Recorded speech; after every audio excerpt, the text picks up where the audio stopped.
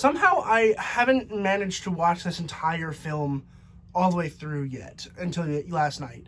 I was watching like parts of it on like TikTok, things would pop up, and on YouTube, like, you know, whatever.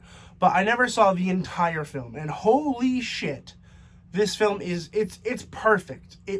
Parasite is perfect.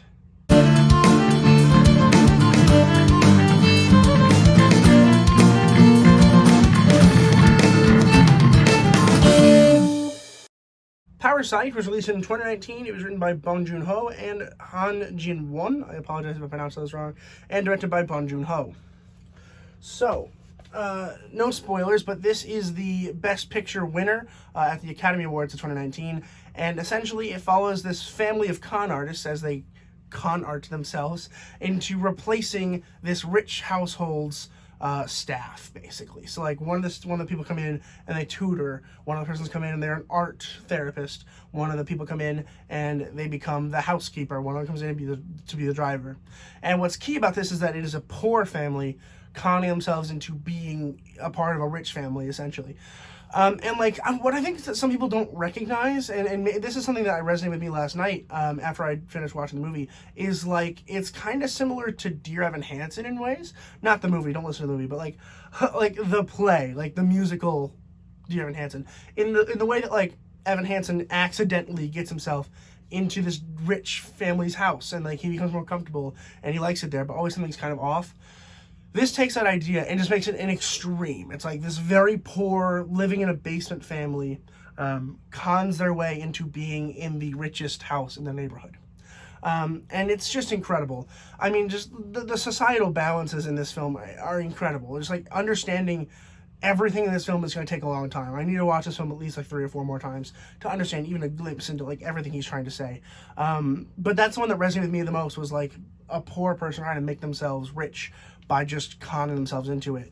And then the rich people noticing that they're poor, but like in bad ways. Like, I don't know, they kind of smell funny. They smell poor. That's awful. It's an awful thing to say. It's an awful thing to think. I'm sure people do think that, and that's why it was probably mentioned. And then the middle of this film kind of takes a curve where they discover that there's people in the basement of the rich people's house living there. And, of course, then things go crazy, and, like, there's this incredible, like, it must be, like, half an hour tense section of this film where, like, the people are locked in the house, but they can't let the people that own the house know that they're there, so they're trying to escape, and it's, like, it is the most tense thing I've ever watched in my entire life. It's incredible. And then the end of the film is just perfect. I'm not going to talk about it, but it is exactly what I hoped it was going to be. Phenomenal. It's incredible. One of my things that I really like about this film is the balance of genre. This movie is funny. There's many dark comedy moments in this film that really just, it keeps the pacing going, and it's really nice. But it's also a terror film. I mean, I literally was like on the edge of my seat, like freaking out during like half an hour of this film. It's also a slasher at some parts. Like the editing kind of even felt slasherish in a couple moments of this film. I thought that was really, really cool. But it's also, you know, it's a societal repercussion kind of film where it's like, all right, if this happens, this is going to happen because that's how society works. Those are one of my favorite kind of films when they are good like this one. The performances are incredible. I'm not going to try to pronounce their names. I apologize.